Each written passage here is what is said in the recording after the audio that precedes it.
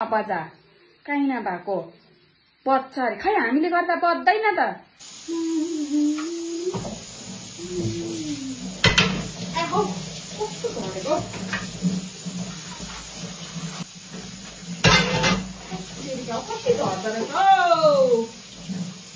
हन यसले कसलाई रिस पखाउँदैछ?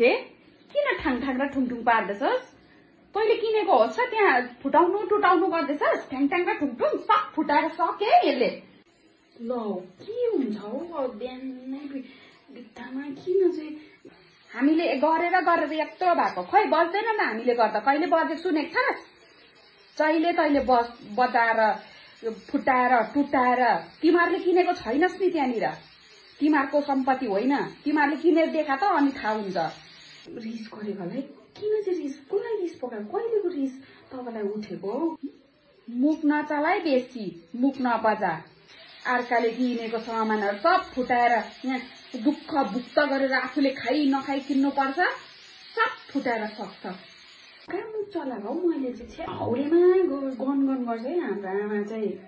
काहीँ नभएको बज्छ अरे खै हामीले गर्दा बज्दैन त, तिमीहरूले गर्दा मात्रै बज्दो रहेछ।